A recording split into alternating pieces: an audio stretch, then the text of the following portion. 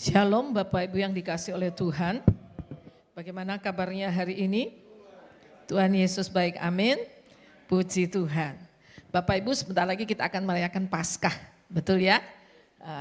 Ada dua kisah murid ya yang menjadi sorotan ya dalam banyak kisah-kisah Paskah ya. Dua murid itu ialah Yudas dan Petrus, betul ya. Yudas dan Petrus. Hari ini kita mau melihat kisah dua murid ini. Ya, judul khotbah saya dua murid, dua kisah. Ya, saudara, di dunia ini siapa sih yang nggak pernah mengalami kegagalan? Betul nggak? Ya, siapa yang nggak pernah mengalami kejatuhan, saudara? Kadang-kadang kita nggak mau marah, kita tahu-tahu marah, saudara. Kita nggak mau bohong, tahu-tahu keperucut kita bohong, saudara. Ya, toh? Dalam usaha pekerjaan. Tidak ada, saya rasa, pekerjaan yang nggak ada tantangan saat pergumulan. Ya. Bahkan dalam rumah tangga, ya, di dalam rumah tangga saya bukan mau menakuti orang yang akan menikah, ya, tetapi di semua rumah tangga itu kita mengalami pergumulan dan masalah, betul tidak? Siapa di sini yang sudah menikah atau pernah menikah? Coba angkat tangan yang tinggi, yang menikah. Coba semua angkat tangan. Oke. Siapa yang selama menikah nggak pernah bertengkar? Coba angkat tangan. Yang nggak pernah bertengkar. Siapa yang selama menikah pernah bertengkar? Coba angkat tangan yang tinggi. Iya, saya juga ya saudara ya.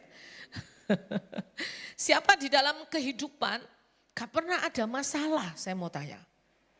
Siapa yang usaha nggak pernah rugi? Ayo, ada yang usaha nggak pernah rugi? Ada? Semua pasti ada masanya, betul ya? Bahkan di dalam kehidupan rohani kita. Kita kadang mengalami kejatuhan, kegagalan, kesalahan. Tapi bukan masalah kejatuhan, kegagalan. Tapi bagaimana sikap kita terhadap kejatuhan dan kegagalan itu jauh lebih penting. Semua orang bisa jatuh, tapi enggak semua orang jatuh bisa bangun lagi. Yang penting bukan jatuhnya, yang penting dia bisa bangun lagi. Dia bisa berkarya lagi. Ya, dia bisa move on. Ya. Nah, saudara, mari kita melihat dua murid ini tentang dua kisah yang luar biasa. Yang pertama, mari kita baca dalam Lukas 22 ayat 61 dan 62. Dikatakan, ayo kita buka sama-sama. Lalu berpalinglah Tuhan memandang Petrus. Ketika Petrus menyangkal Tuhan, ya, 3 kali ayam berkokok.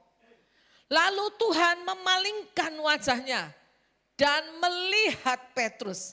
Ketika mata Petrus bertemu dengan mata Tuhan. Sesuatu yang luar biasa terjadi, saudara.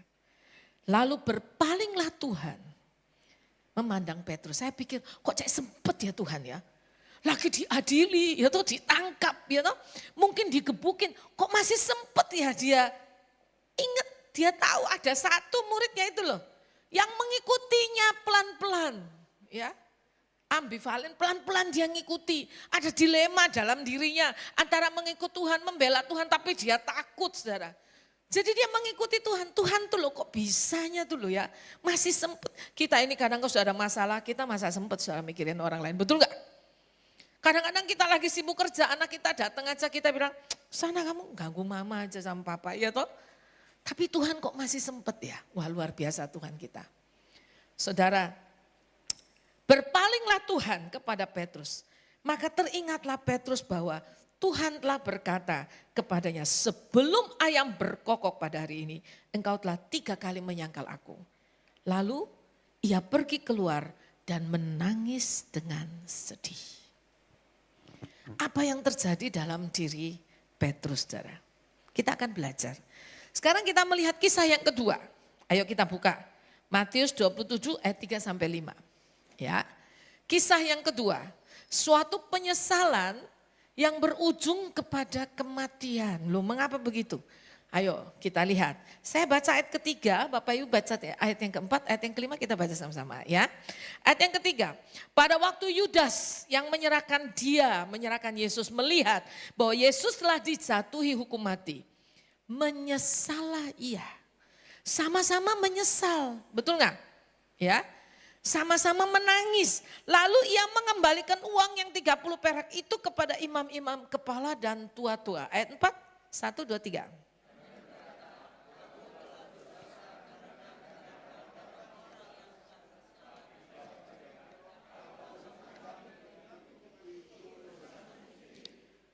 Dia menyesal. Dia mengakui, aku telah berdosa. Menyerahkan darah orang yang tak bersalah. Dia tahu Yesus tidak bersalah. Dia yang bersalah, dia yang berdosa. Tetapi mengapa ujungnya kepada kematian? Ayo kita baca sama-sama ayat yang kelima. 1, 2, 3. Maka ia pun melemparkan uang perak itu ke dalam bait suci, lalu pergi dari situ dan menggantung diri. Kenapa akhirnya berbeda? Mengapa Petrus akhirnya menjadi kepala di antara para rasul, menjadi gembala memang nanti di kota Roma, mati bagi Yesus. Mengapa Yudas yang menyadari dia orang berdosa, tapi dia pergi dan menggantung dirinya. Saudara, kita semua bisa salah. Kita semua bisa jatuh. Tapi sikap kita itu yang menentukan. Kita ini bukan orang sempurna di dunia. Ya, sekali lagi ya. Bahkan malaikat saja bisa jatuh. Saudara. Tapi yang penting itu ialah sikap kita terhadap kejatuhan itu. Kita mau bangkit atau tidak? Ya. Nah, saudara, mari kita lihat iman ya versus keputusasaan. Apa yang terjadi dalam diri Petrus? Apa yang terjadi dalam diri Yudas? Ya. Petrus berduka. Dia sedih, dia keluar, dia menangis. Dukanya itu membawa kepada pertobatan. Tetapi duka yang terjadi kepada Yudas membawa kepada penyesalan yang kosong. Duka yang sifatnya duniawi. Mengapa saudara? Begini, mengapa? Karena mari kita lihat, Petrus ketika Tuhan melihat dia, matanya bertemu dengan Tuhan, dia ingat perkataan Tuhan. Bedanya di sini. Dia ingat perkataan Tuhan. Dia ingat firman Tuhan. Itu yang dia ingat. Tetapi Yudas, dia terjebak pada rasa bersalah. Saudara, kita ini bukan manusia sempurna, kita bisa salah. Tapi jangan terjebak di dalam rasa bersalah, saudara. Oh, saya orang berdosa, betul. Sekarang pertanyaannya, kamu mau gak mengaku dosamu? Kamu mau gak bertobat? Kamu mau kembali gak kepada Tuhan? Kalau firman Tuhan menegur kita mau buka hati, terima firman. Jangan kita keras hati, saudara. Ya. Sebab itu, saudara, khotbah yang bagus itu ialah khotbah yang dipakai Tuhan untuk menegur hidup kita. Ya. Banyak orang suka pergi ke gereja yang firmannya itu jangan nyinggung-nyinggung dosa ya. Jangan negur-negur saya ya. Ya. Kalau bisa firmannya itu yang lucu-lucu gitu. Lalu diundanglah pelawak saudara. Suruh khotbah di gereja. Saya heran saudara. Kok pelawak diundang ke gereja KKR. Bukan pendeta yang diundang. Tapi pelawak saudara. Maaf ya saya gak setuju. Loh Bu kalau gak gitu jemaatnya gak banyak yang datang loh. Kamu datang mencari Tuhan, mendengarkan firman Tuhan, atau mau dengar stand up komedi. Makanya saya suka berpikir, orang kalau masih pendeta gereja masih mau ngundang saya, tuh aduh luar biasa. Kalau saya khotbah itu keras. Ya, nggak diundang lagi juga nggak apa-apa. Saudara. Yang penting saya nggak bersalah kepada Tuhan. Amin. Ya. Jadi saudara yang dikasih oleh Tuhan, firman Tuhan itu yang diingat oleh Petrus. Dia ingat perkataan Tuhan. Dan dia sadar Tuhan sudah menegur saya, Tuhan sudah mengingatkan saya. Tapi saya lalai. Waktu Tuhan bawa dia ke Taman Getsemani, harusnya dia berdoa. Tapi dia lalai, saudara. Dia nggak berjaga-jaga, dia nggak berdoa. Sehingga dia jatuh, dia ingat perkataan Tuhan. Dia ingat firman Tuhan. Dia sadar di mana titik dia jatuh. Tapi Yudas enggak. Dia terjebak di dalam rasa bersalahnya yang luar biasa. Apa yang terjadi dalam diri Petrus?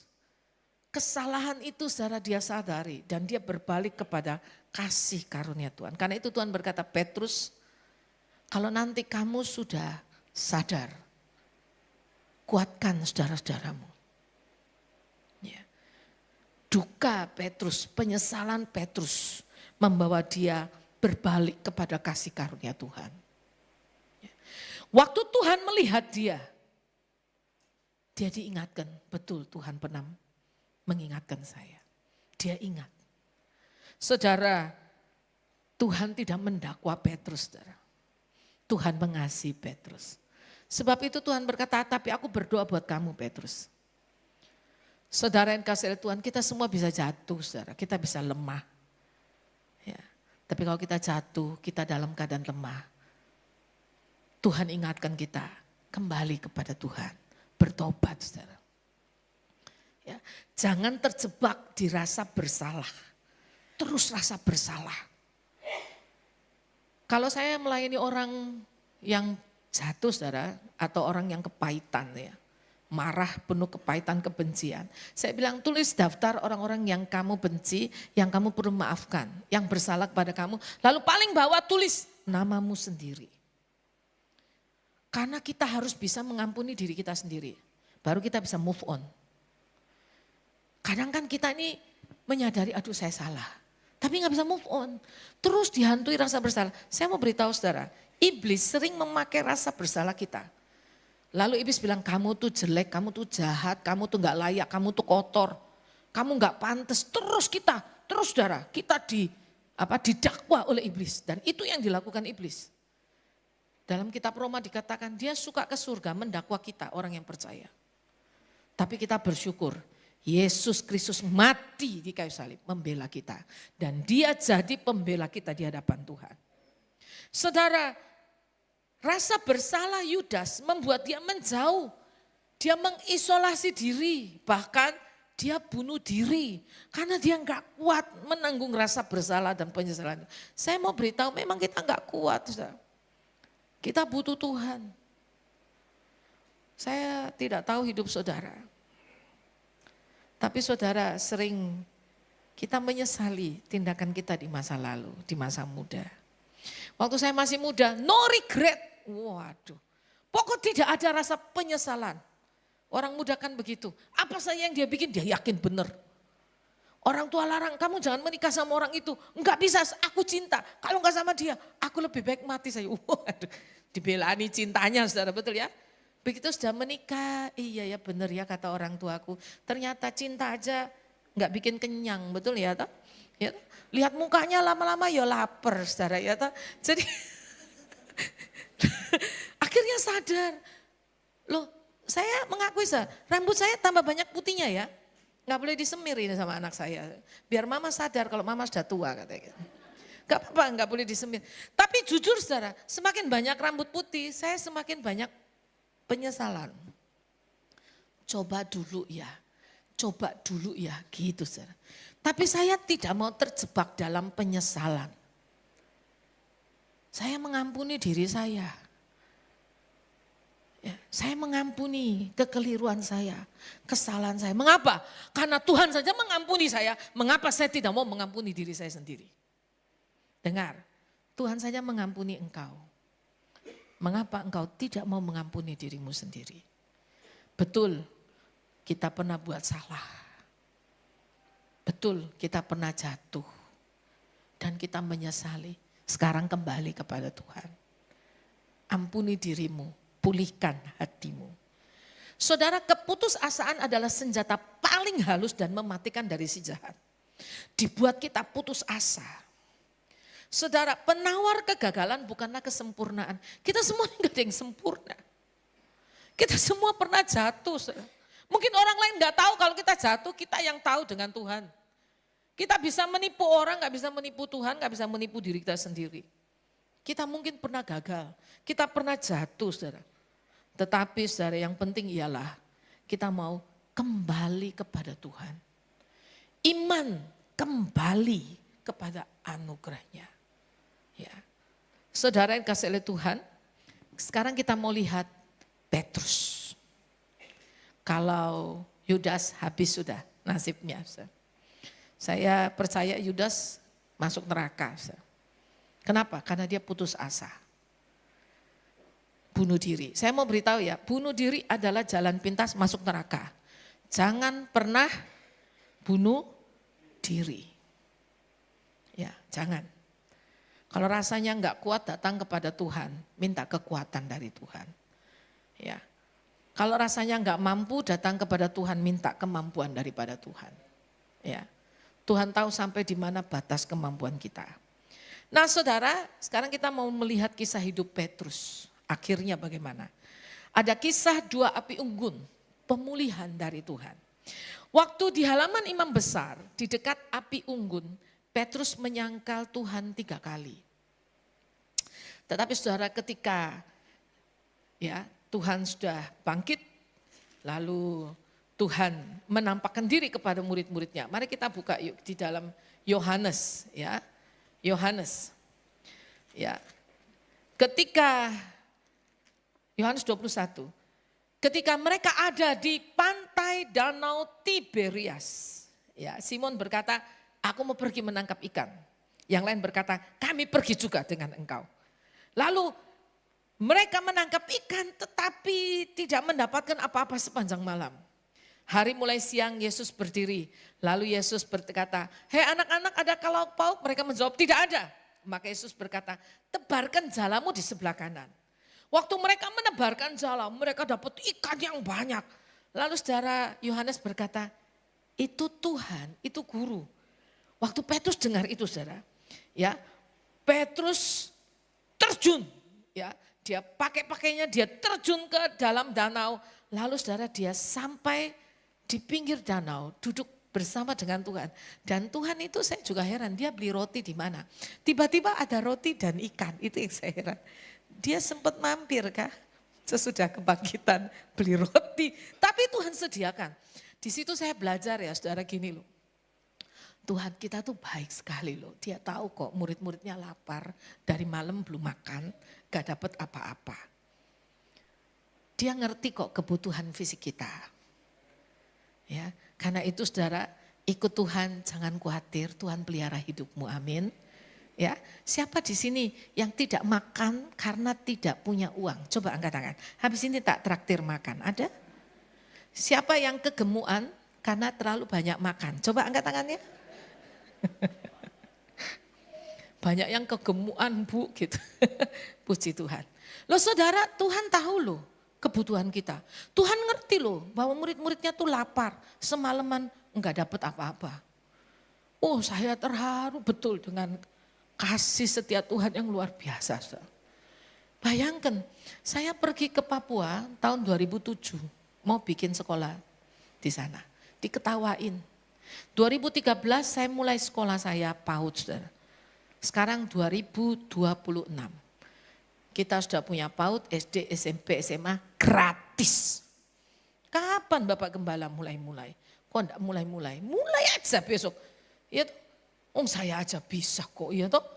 Modal saya ke Papua cuma 600.000 rupiah, bukan dolar. Tapi aset kita kemarin hitung udah mungkin 10 miliar aset kita. Lah kok bisa? Dan yang luar biasa saudara, ya guru saya itu enggak tambah kurus, tambah lemu. Apalagi setelah dapat MBG. Jadi satu hari sekarang guru-guru makan 4 kali. Waduh hebat saudara. Ya, saya juga di sana rasanya agak gemuk saudara.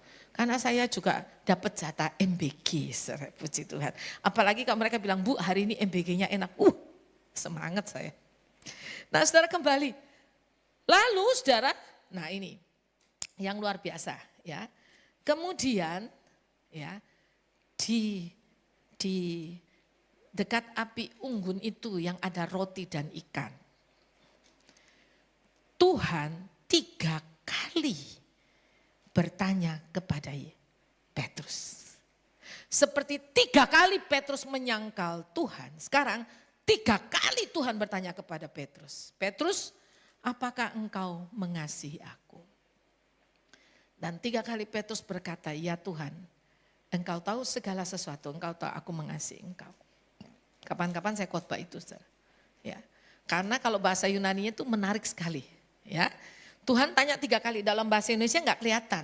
Dalam bahasa Yunani itu kelihatan.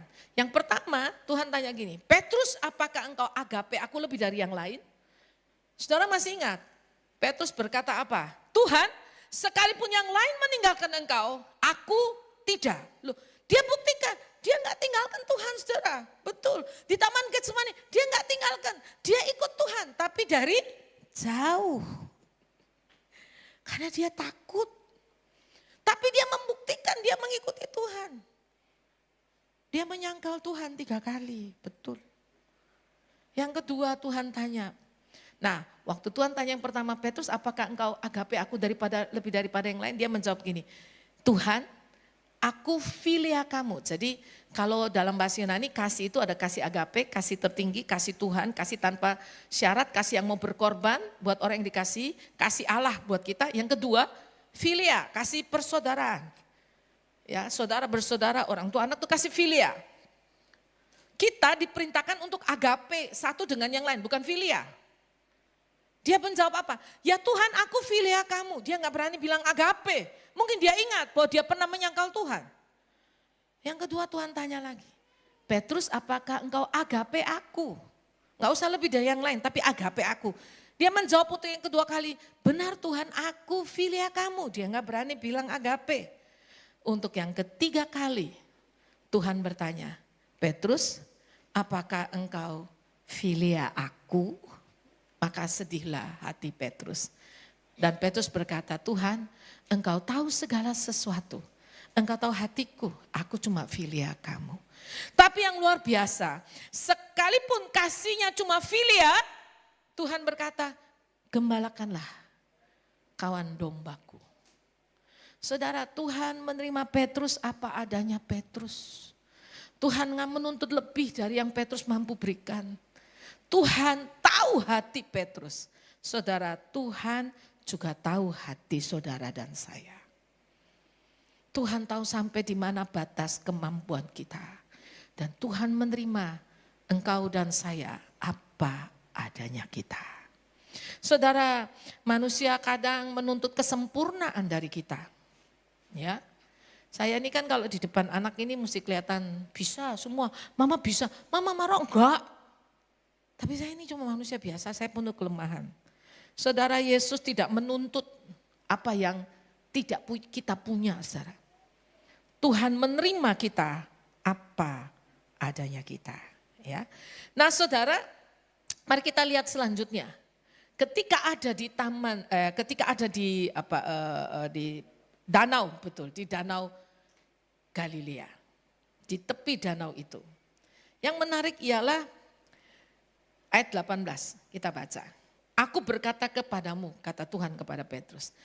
Sesungguhnya Petrus ketika engkau masih muda, engkau mengikat pinggangmu. Lalu engkau berjalan kemana saja kau kehendaki. Tetapi jika engkau sudah menjadi tua, engkau akan mengulurkan tanganmu dan orang lain akan mengikat engkau dan membawa engkau ke tempat yang tidak kau kehendaki.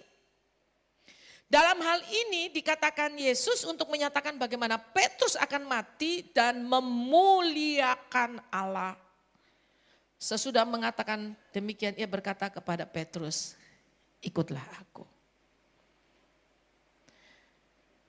Di akhir hidup Petrus, Petrus akan memuliakan Allah. Mungkin di dalam perjalanan hidupnya dia sempat jatuh, dia sempat gagal, dia sempat menyangkal Tuhan. Tetapi Tuhan tidak tolak Petrus. Tuhan terima dia. Bahkan di akhir hidupnya dia akan memuliakan Allah. Saudara, begitu pula dengan hidup kita. Mungkin kita bukan orang yang hebat, saudara. Kita orang yang biasa saja. Banyak kali kata-kata kita nggak bisa dipegang, kita sadar, kita gagal. Tapi Tuhan menerima saudara dan saya apa adanya kita. Dan Tuhan mau pakai kita untuk mempermuliakan nama Tuhan. Tetapi saudara, ketika Petrus berpaling, nah ini, tadi Tuhan berpaling melihat Petrus. Sekarang Petrus berpaling melihat siapa? Yohanes. Ya. Ayat 20, ketika Petrus berpaling, dia melihat bahwa murid yang dikasihi Yesus, Yohanes, sedang mengikuti mereka. Yaitu murid yang pada waktu makan bersender dekat Tuhan. Lalu, ya, ketika Petrus melihat itu, dia tanya kepada Tuhan, gini, Tuhan, apa yang terjadi dengan dia? Dalam hati Petrus, aku akan mati memuliakan Tuhan, bagaimana dengan dia? Sering saudara kita ini, maaf ya, ngurusin orang, kok kita nggak ngurusi hidup kita sendiri gitu loh. Ya, kita cuma membandingkan diri dengan orang lain. Orang itu kok seneng hidupnya, orang itu kok diberkati, orang itu kok nggak susah. Kok saya mesti mengalami hal seperti ini, kok susah ya hidup saya. Sering kita begitu saudara. Kita nggak fokus kepada Tuhan, nggak fokus kepada diri kita fokusnya cuma urusan orang lain. Sebab itu Tuhan menjawab begini, ya ayat 22. Jikalau aku menghendaki supaya ia tinggal hidup sampai aku datang, itu bukan urusanmu. Tetapi engkau Petrus, ikutlah aku. Lalu ada rumor bahwa dia nggak akan mati. Tuhan nggak bilang dia nggak akan mati. Tuhan cuma bilang jika aku menghendaki dia hidup sampai aku datang. Dan betul saudara, ya, Yohanes satu kali dimasukkan di dalam kuali minyak pakai api, tapi dia nggak mati. Akhirnya dia dibuang ke Pulau Patmos. Dan waktu dia ada di Pulau Patmos pada hari Minggu, dia mendapatkan penglihatan. Dia melihat Tuhan kembali di awan-awan. Jadi kalau Tuhan berkata, aku menghendaki dia hidup sampai aku datang, sampai dia melihat kedatanganku, itu bukan urusanmu Petrus. Yang terpenting buat kamu, ikutlah aku. Saudara yang dikasih oleh Tuhan, ketika Petrus membandingkan nasib pelayanannya dengan Yohanes, Tuhan menjawab dengan tajam, apa urusanmu dengan dia? Yang penting ikutlah Tuhan. Saudara, Ibrani berkata, mari kita menanggalkan segala beban yang merintangi kita. Lalu matanya tertuju kepada Yesus. Dalam melayani, lihat kepada Yesus. Masalah di dunia ini berita-berita menakutkan, ngeri saudara. Ya, saya lihat apa itu file Epstein, aduh ngeri saudara. Sampai saya telepon anak saya, kok anak saya ada di Australia kerja. Kok gimana kabarnya, saya khawatir saudara. Ya, karena apa? Ini berita nih ngeri-ngeri saudara.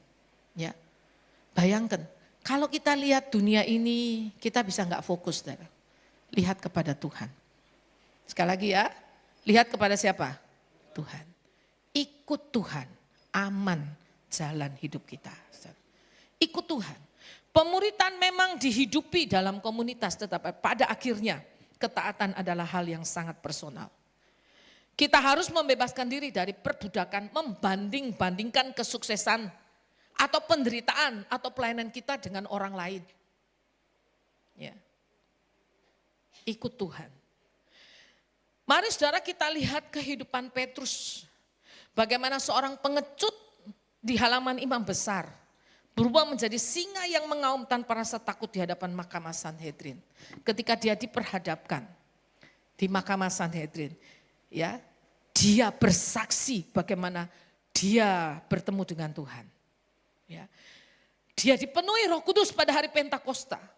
Ada transformasi perubahan yang luar biasa terjadi dalam diri Petrus. Memang dia pernah gagal, pernah jatuh.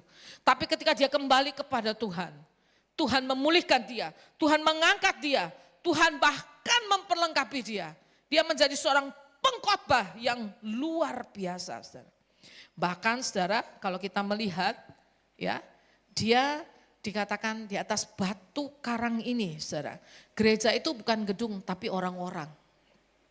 Satu saat nanti ya ketika gereja dihancurkan, gedung dihancurkan, tinggal kita. Apakah kita masih beriman tidak kepada Tuhan? Ya, Yesus adalah batu penjuru dan kita adalah batu-batu hidup yang dibangun di atasnya. Saudara, Petrus satu kali menjadi pendatang dan perantau. Kalau dalam surat Petrus dia menuliskan untuk gereja Tuhan yang ada di perantauan, saudara. Ya, yang ada di perantauan, di mana kita hidup dalam dunia yang sekuler sekarang ini, saudara. Bagaimana kita bisa, nah Petrus mengajarkan, hidup tetap dalam kekudusan. Ya, memisahkan diri dari polusi moral duniawi ini. Ya, bagaimana kita sebagai anak Tuhan hidup di dunia jadi warga negara negara Republik Indonesia, tapi kita juga warga negara kerajaan surga. Bagaimana kita bisa menjadi saksi? Petrus bisa mengajarkan kepada jemaat Tuhan bagaimana hidup menjadi saksi, saudara. Lihat, seorang yang tadinya menyangkal Tuhan, tapi ketika dia bertobat, Tuhan pulihkan dia. Tuhan angkat, Tuhan pakai dia. Ya, dan luar biasa, saudara. Mari kita melihat, tolong slide-nya lagi, satu lagi. Ya ini, siklus pemuritan sejati. Saudara, kita dipanggil meninggalkan jaring seperti Petrus, tadinya dia penjala ikan. Lalu sekarang dia menjadi penjala manusia, kita dipanggil untuk melayani Tuhan. Yang kedua, saudara, bukan tanpa ujian. Ada pergumulan, ada masalah. Kadang kita jatuh, saudara. Nah di sini Tuhan mau, saudara, kita menghancurkan ego kita. Jangan sombong. Kita juga bisa jatuh. Kalau Tuhan izinkan kita jatuh, Tuhan mau kasih tahu, kamu tuh manusia lemah. Kamu gak bisa tanpa Tuhan. Yang betul ialah yang ketiga, kasih karunia Tuhan. Ketika Tuhan menatap Petrus, di situ kasihnya dinyatakan. Tatapan Yesus membuat Petrus bertobat. Air mata dan pemulihan terjadi. Dan kemudian yang keempat, Tuhan kembali memulihkan Petrus dan mengutus Petrus, memakai Petrus. Saya nggak tahu saudara ada di siklus yang mana. Apakah saat ini saudara sedang bersemangat dalam panggilan pelayanan? Apakah saudara sedang mengalami kegagalan dan kejatuhan? Jenuh, bosan, putus asa, banyak masalah. Atau saudara sedang diproses oleh Tuhan, ditegur oleh Tuhan, kasih Tuhan dinyatakan. Dan sesudah saudara dipulihkan, Tuhan ingin memakai hidup saudara kembali. Saudara, pemuritan bukanlah garis lurus menuju kesempurnaan. Ini adalah siklus yang berkelanjutan. Kegagalan bukanlah akhir dari panggilanmu. Ada hamba Tuhan di GBT yang jatuh, saudara, dalam dosa. Semua orang mengucilkan dia. Saya sering ketemu dan mendoakan dia. Saudara, luar biasa, Tuhan bisa pulihkan dan pakai dia. Dia dikeluarkan dari gereja. Tapi saudara, sekarang dia bikin gereja dan gerejanya berkembang bagus. Dia menunjukkan sikap pertobatan. Dan ketika kita bertobat, Tuhan akan memakai kita kembali, saudara. Kegagalan adalah bahan baku bagi anugerah untuk membentukmu menjadi pemimpin yang berempati. Mengerti pergumulan jemaat. Kesimpulannya yang terakhir. Datang dan matilah. Loh. Ketika Kristus memanggil seorang manusia, ia memintanya untuk datang dan mati. Apa yang dimatikan?